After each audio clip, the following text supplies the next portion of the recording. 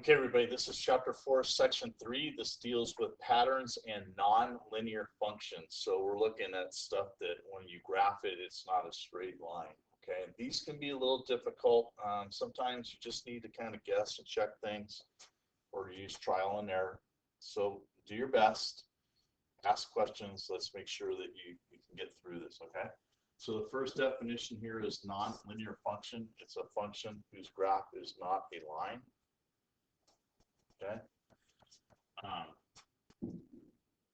Here, when you have these kinds of graphs, hold on, sorry. When you have these kinds of graphs, they all, whatever you put in, whatever you get out, ends up being a straight line. Okay, so that's called linear. That's what we did in the previous section. In this particular one, when you have graphs that look like this, they're not straight lines. Okay. So they're going to be something different, and typically these are going to use exponents in the function or the formula that you have to use. Okay, so you got to just have that for this section, especially. You're going to have that in mind. Okay, all right. So we go here and we look at these two particular tables, and we're just going to kind of try to graph these. You got some decimals in here, and it's just not very easy for us to be able to accurately do this. So just let's do the best we can with this. Okay, so the first one has to deal with the pizza area, and when you buy a pizza, there's cost that goes into the ingredients that make a pizza besides the person that's making it. So there's a algorithm shows if you have a certain radius, which is like from the center of the pizza out to the edge, you have a certain radius, it's going to create a certain area, then you can figure out the cost of that. Okay, so if I have a 2-inch radius of a pizza, which means it's 4 inches across, it's going to have an area of about 12 or 13. So that's going to be right about there. We're just guessing. If I have a pizza that's got a radius of 4, then it's about right here, so just above 50. So I'm using these values here. Okay, if I have a pizza that's got a radius of 6, it's going to be somewhere about here. And if I have a pizza that's got a radius of 8, then it's going to be right about there. And then if I have a pizza that's got a radius of 10, then it's up about here. Okay, so we're looking at the relationship between the radius of pizzas and then the area. That's the space inside the pizza. So if you looked at how this graph goes, it always starts at 0, 0. It's not going to give us a straight line when I start connecting it. As the radius gets bigger, the area of the pizza increases dramatically. It doesn't go constant. It goes dramatically. So this is non-linear. Okay. If you look at the sauce, this is the sauce over here. Okay, the sauce cost, depending on the weight of the sauce. So it goes by ounces. We can graph this again, and we'll look at the difference between graphs. So 2 ounces of sauce is going to be about 80 cents. So once again, we're going to have to kind of guess a little bit. 4 ounces of sauce is about $1.60. So probably right about there. 6 ounces is $2.40, so right about here. 8 ounces is $3.20, so right about there. And then 10 ounces is going to be $4. Okay, and 0 ounces is going to be 0. So if you look at this, if I connect this, this goes in a straight line. So this is linear.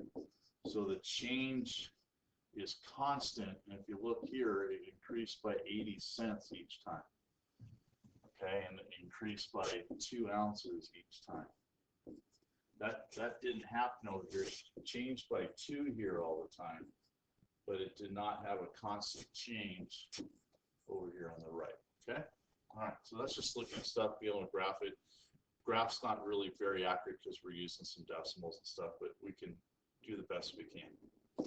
Okay, we're looking here at the number of blocks that I'm putting in, and I'm trying to guess how many blocks I have in different pictures, okay? So in this box, I've got one block.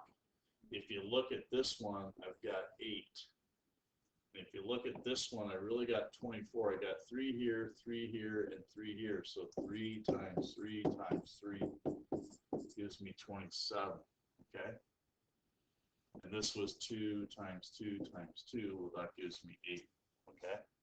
So I have a pattern that allows me to complete the table.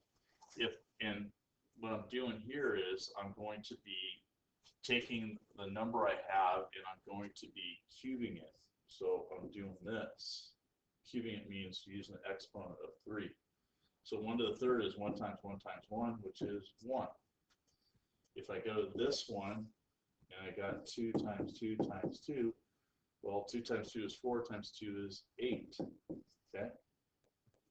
So the last one that showed us was 3 times 3 times 3.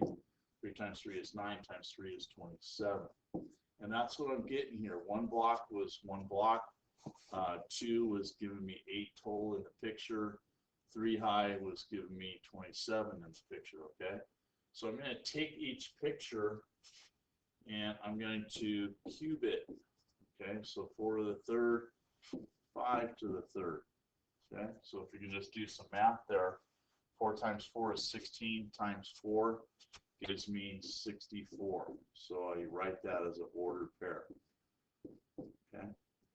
5 times 5 is 25. 25 times 5 gives me 125. So 125, okay? Now that's pretty hard. How do I make this equation?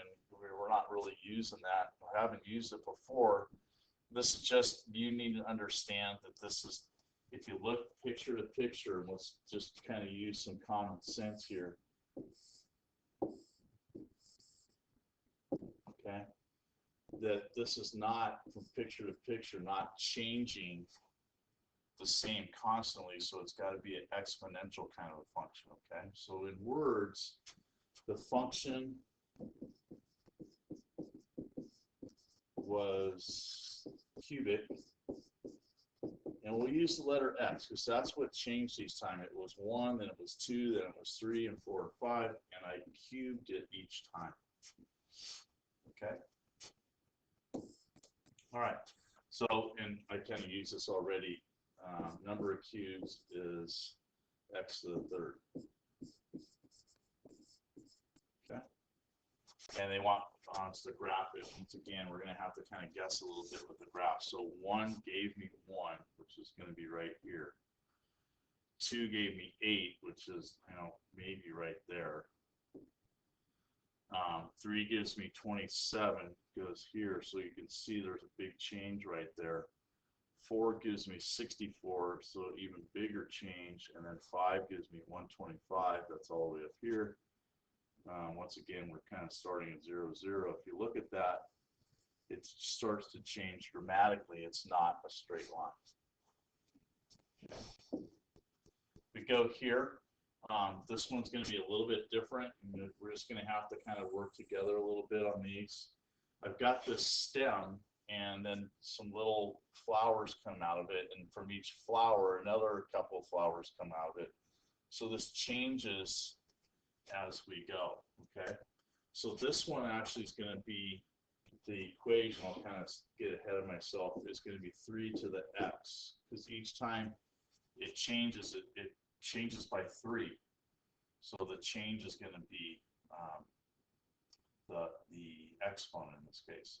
As an example, if I use 3, remember this is the y, this is the x. If I call the x that, then I put in a 1. 3 to the first is 3. If I go 3 and I put this 2 in, 3 squared is 9. If I go 3 and I put this in for x, it's 3 to the third, that's 27. So if I go and keep that pattern, now I put this in as my exponent. 3 to the fourth is 3 times 3, which is 9, times 3 is 27, times 3 again is 81. And then I go to the next one, use that 5. So really 81 times 3 gives me 243. Okay, so words are the x value is the exponent, and 3 is the change. It's going to be kind of constant, okay? 3 to the x gives me the number of flowers as it changes, okay? All right, so now they want us to go graph this. 1 is going to be at 3. Remember, because this is the x value, so that's what I'm using as my x value. 2 is going to be 9.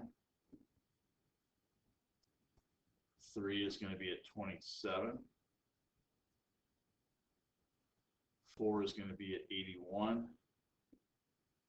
And 5 is going to be at 243. So you'll notice that it slowly creeps, then exponentially it just takes off. So exponential growth is something that you really would use in other classes, not just in math. So when you get to college, if you're in business and stuff, you'd use that. Okay, so that's pretty tough stuff. It's just really important that you take good notes, make sure you ask questions, and then you got once in a while you got to try, especially those last two, when we're kind of flip-flopping what the exponent is. Okay, all right. Make sure you do all your classwork. Make sure you get a hold of me if you have any questions.